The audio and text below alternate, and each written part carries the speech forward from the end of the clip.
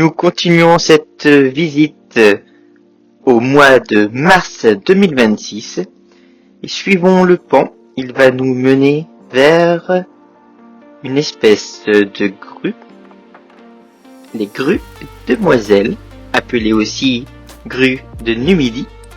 C'est un oiseau très sociable en dehors de la période de reproduction où le nid est bien gardé. Cette espèce vit dans des zones de végétation clairsemée depuis la Roumanie jusqu'en Chine. À la fin de l'automne, elle va partir en migration pour s'installer en Afrique de l'Est et en Asie méridionale. Les grues en migration utilisent la technique du vol en V pour économiser de l'énergie.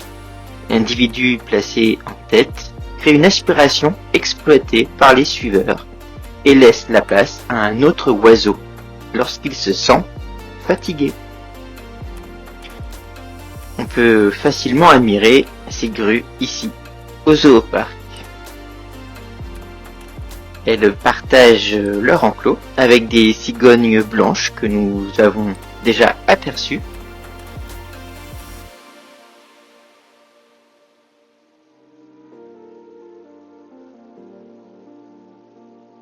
Les grues demoiselles sont monogames et fidèles toute leur vie.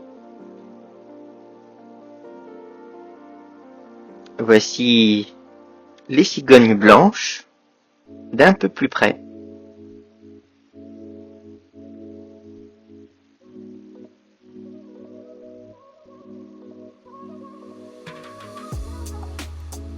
On aperçoit le grand enclos avec l'étang d'eau, des anatidés, mais surtout des grues et cigognes.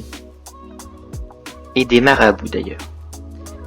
Continuons notre visite en admirant les espèces d'oiseaux et nous sommes rentrés dans la serre tropicale des oiseaux à l'entrée sud du parc. L'occasion pour nous d'observer ici des échasses d'Amérique ou encore ici un savacou,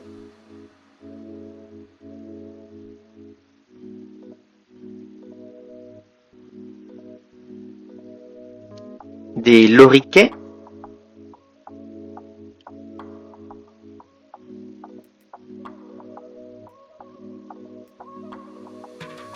des pigeons de Nicobar,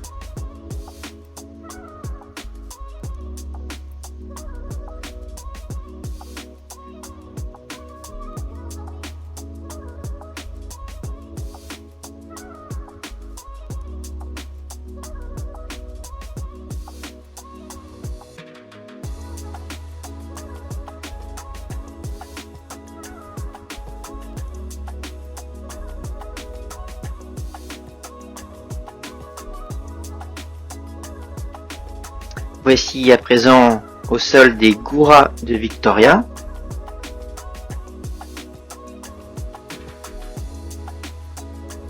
Entourés de loriquets.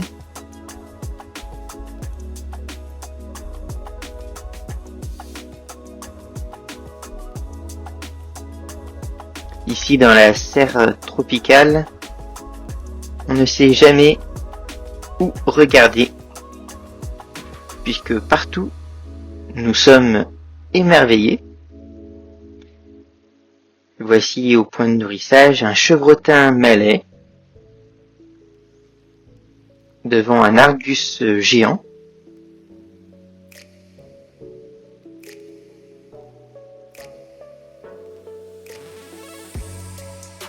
Nous sommes en fin de journée.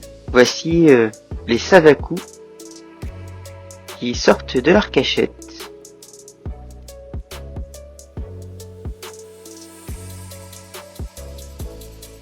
Nous avons également surpris une troupe de stournes bronzées.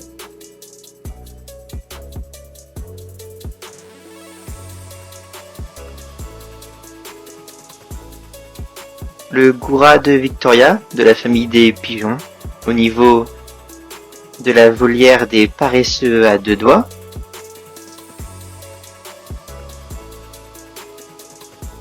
Ici, nous pouvons observer un bulbul des jardins.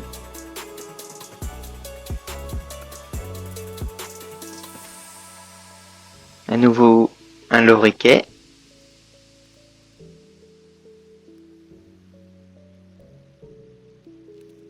Ici, dans la serre tropicale de Beauval, les loriquets sont assez craintifs.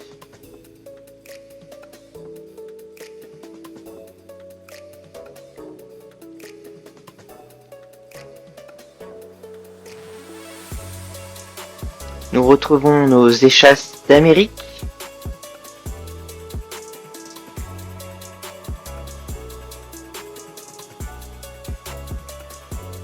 Nous avons croisé un grand tatou velu.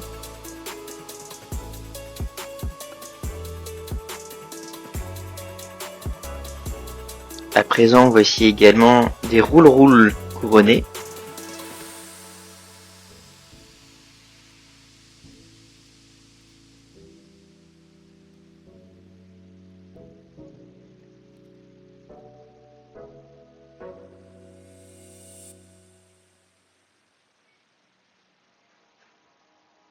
C'est l'heure du repas.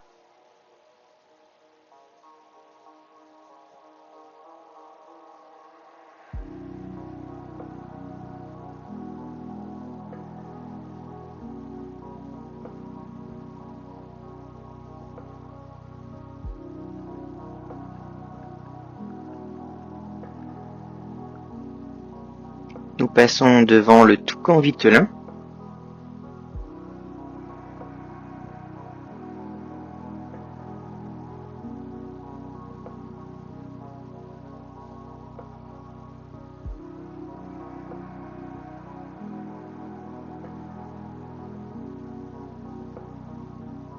Ici, plusieurs échasses d'Amérique.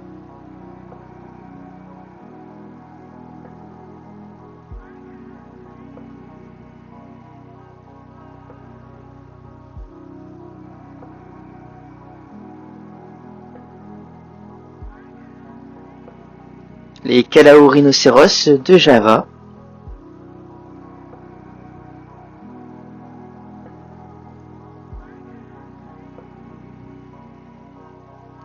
Des roules-roules couronnés, également en fin de journée.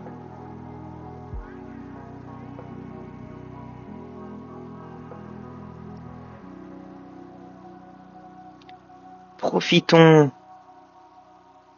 de notre présence ici pour admirer les paresseux à deux doigts.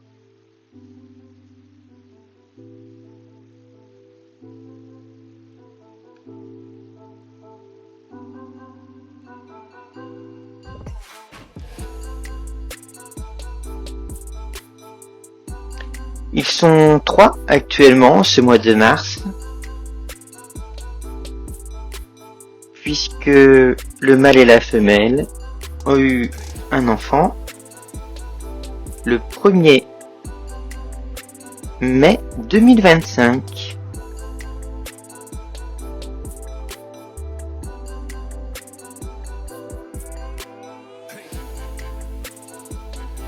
Je vais tout faire évidemment pour vous le montrer.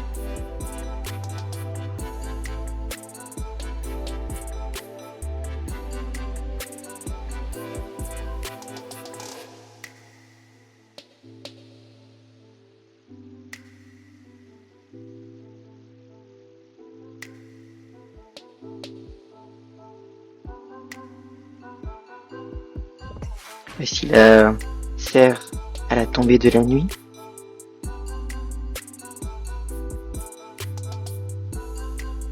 Un moment tranquille pour admirer les paresseux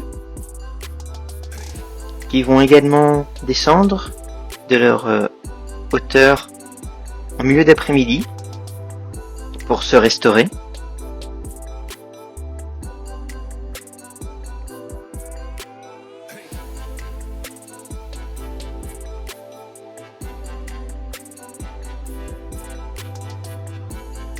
Le mâle et la femelle paresseux de la serre tropicale sont arrivés en 2012, ici à Beauval.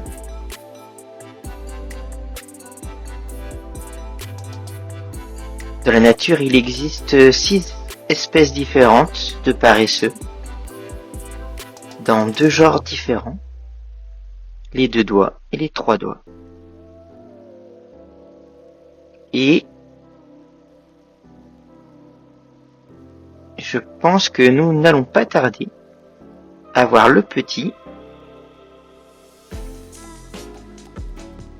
Le voici en dessous de sa mère, à pratiquement 10 mois, et ici au-dessus de sa mère.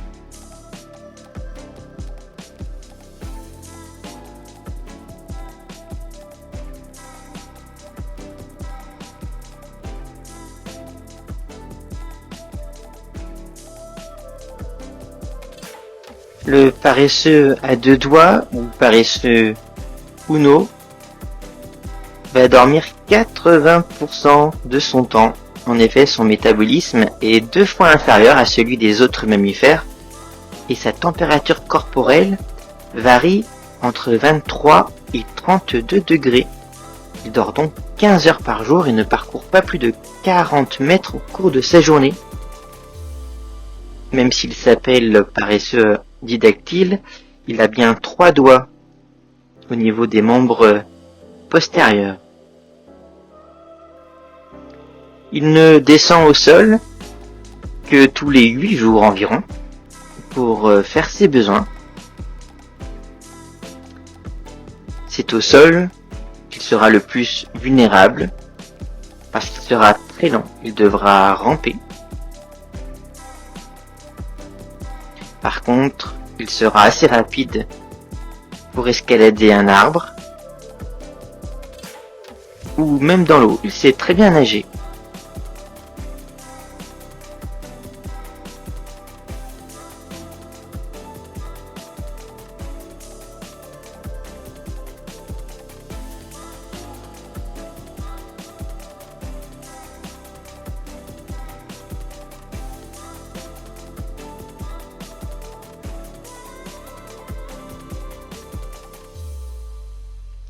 Contrairement à nous, rester à l'envers n'affecte pas sa respiration. En effet, ses organes sont rattachés à sa cage thoracique, ce qui ne lui comprime donc pas les poumons. Il est connu pour cette posture à l'envers, dont il passe environ 90% de son temps.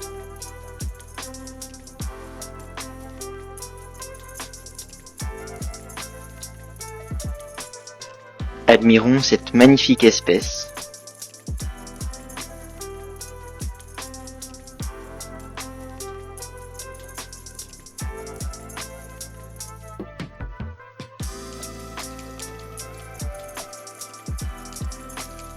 Et voici à présent les tourneaux de Rothschild, qui d'ailleurs aura plusieurs noms différents. Ce très beau et très petit oiseau de la famille des étourneaux est facilement reconnaissable à sa silhouette élancée au bleu intense qui entoure ses yeux. On le trouve exclusivement au nord-ouest de Bali et à Java, dans les forêts sèches et les savanes. C'est un animal en danger critique d'extinction. C'est donc un honneur de pouvoir en croiser un. Non loin de lui, voici un garrulax de Courtois, également en danger critique d'extinction, puisqu'en 2011 il restait à l'état sauvage seulement que 250 individus. Il vit en colonie dans le sud-est de la Chine, dans les forêts de montagne.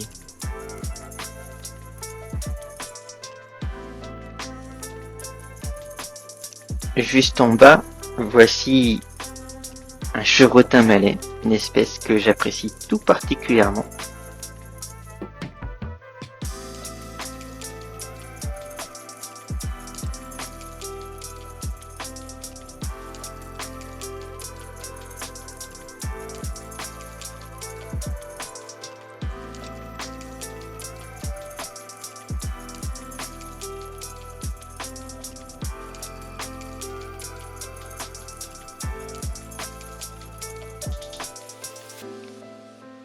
Et toujours dans la serre, un peu plus loin, nous retrouvons nos amis les tatous. Il y a 2 espèces présentes ici. Voici le grand tatou velu,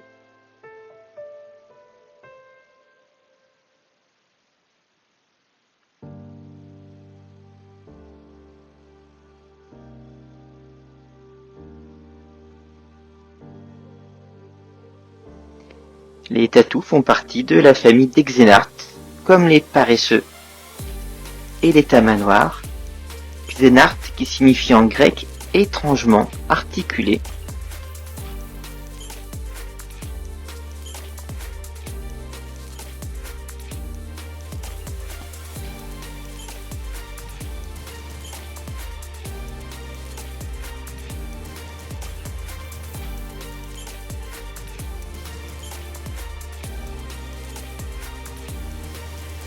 Il n'y a qu'un individu du grand tatou velu ici.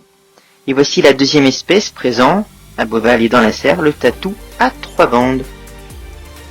Et justement, en étant étrangement articulé, c'est l'espèce de tatou, parmi les 21 espèces de tatou qui existent dans 8 genres différents, qui peut se mettre entièrement en boule pour se défendre.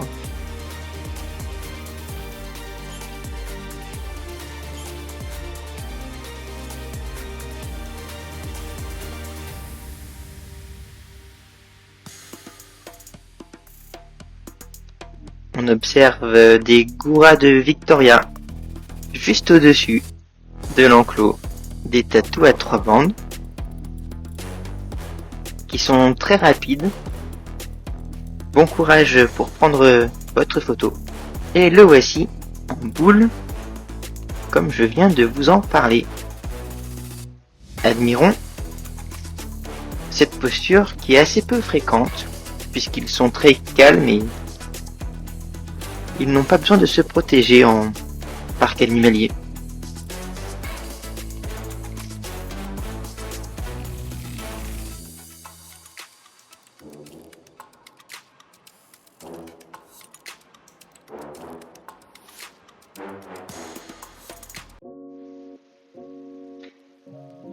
Après cette incroyable scène de Calao rhinocéros de Java avec sa nourriture dans le bec, le voici à nouveau. C'est une magnifique créature. Il y a 2 volières différentes au sein de la serre pour 2 individus qui sont ici ensemble. Juste à côté, voici un toucan vitelin.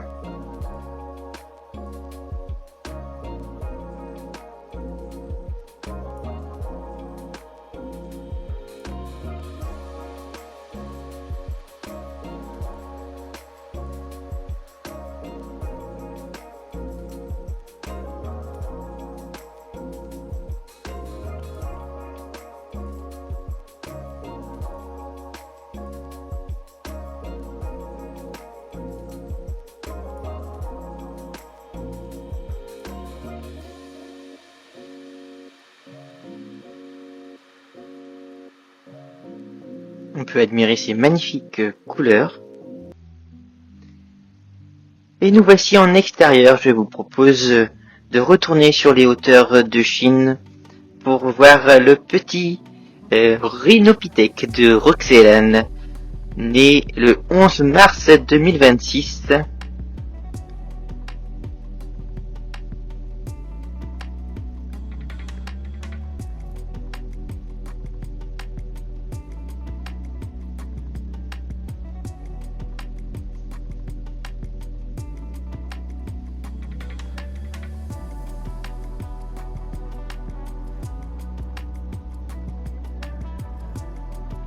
Les rhinopithèques de Roxelane qui vivent dans les forêts tempérées entre 1400 et 2800 mètres de haut sur le plateau tibétain, là où il peut y avoir jusqu'à 6 mois de neige.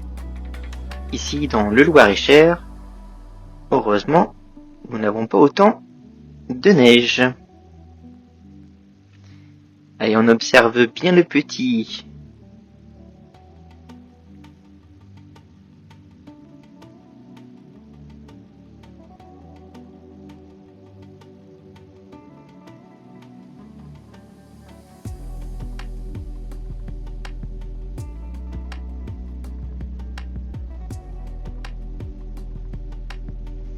La nourriture des rhinopithèques de Roxelane dans la nature, c'est du lichen, des feuilles, des fleurs, des fruits, des graines, des bourgeons, des écorces et des herbes.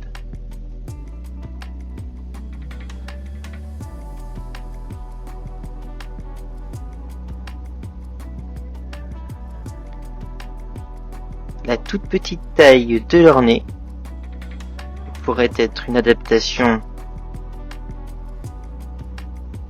à leur milieu et donc les protéger du froid.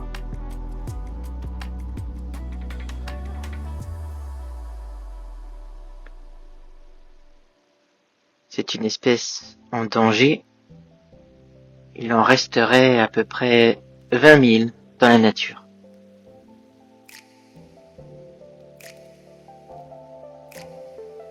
Ici à Beauval, avant la naissance du petit, il y a 3 individus, 2 femelles et un mâle.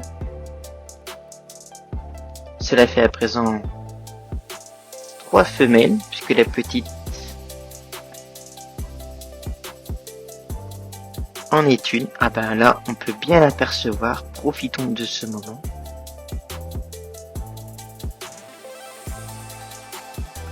Tout près d'ici, voici un prédateur, la panthère des neiges.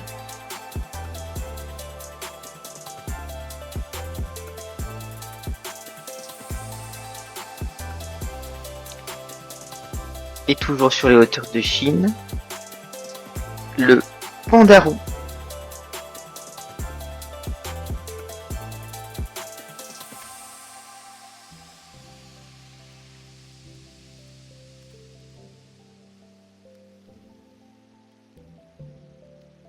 Le pandarou qui appartient à la famille des Éluridés, c'est-à-dire qu'il est proche des Méphitidés, tout ce qui est moufette, des Mustélidés, tout ce qui est loutre et autres, et Prosonidés, tout ce qui est raton laveur. Il n'est donc pas un ursidé, c'est-à-dire un ours, et donc rien à voir avec le panda.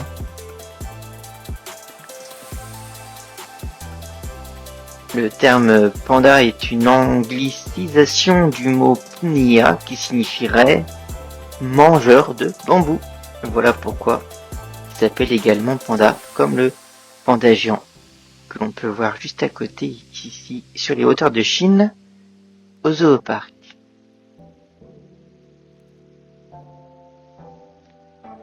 Juste avant le printemps, on observe facilement les 3 individus actuellement présents ce mois de mars à Beauval, puisque les feuilles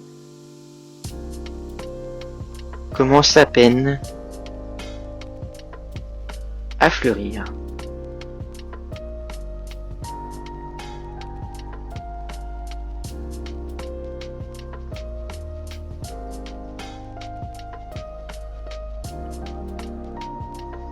Restons en Asie, descendons des hauteurs de Chine et vous observez à présent nos rhinocéros indiens. Il y a aujourd'hui 2 femelles adultes avec 2 petits rhinocéros indiens qui sont également 2 femelles. Je vous propose d'observer particulièrement le duo avec la première petite née en septembre 2025.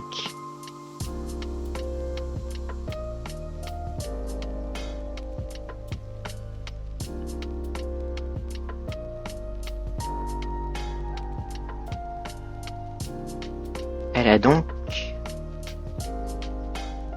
8 mois à présent.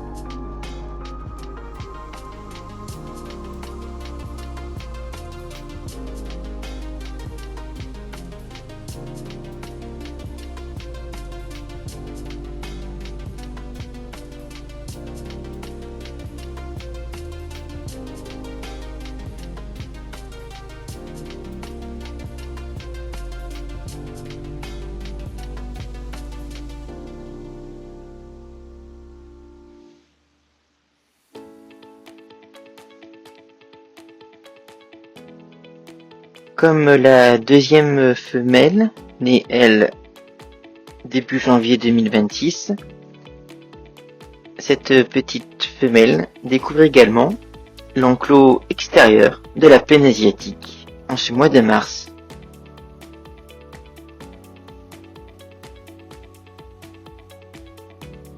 Elle peut donc observer pour une de ses premières fois les Ceraxis ici tout au fond.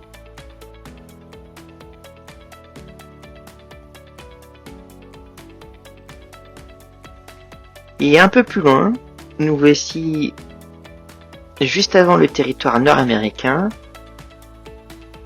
devant l'enclos des dromadaires.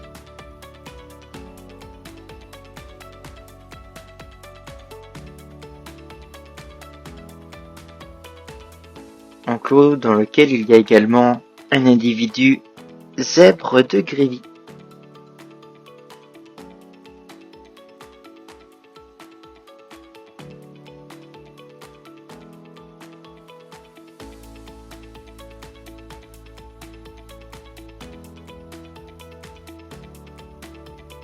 Les dromadaires et le zèbre disposent d'un grand enclos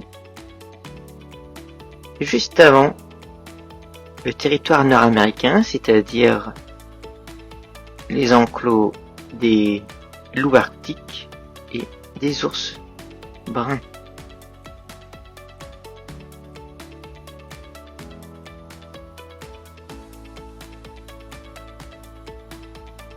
Ce grand enclos des dromadaires est subdivisé en deux parties.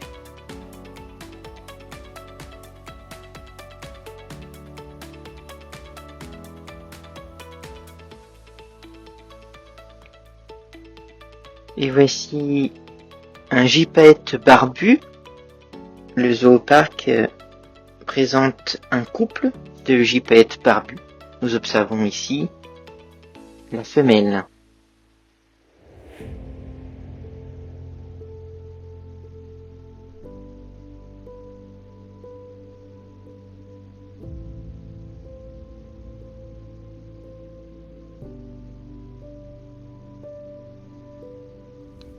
Profitons-en pour observer d'autres oiseaux de grande envergure. Et voici un calao d'Abyssinie, également appelé bucorve d'Abyssinie.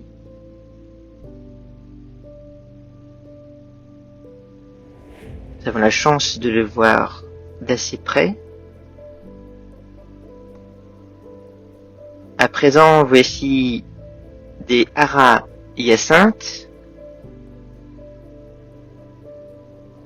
et un hoko d'ailleurs aussi. Ces volières avec ces beaux et grands oiseaux se situent derrière la serre tropicale des oiseaux que nous avons visitée. Et pour terminer notre visite aujourd'hui, voici des hoko à pierre. On se retrouve très vite.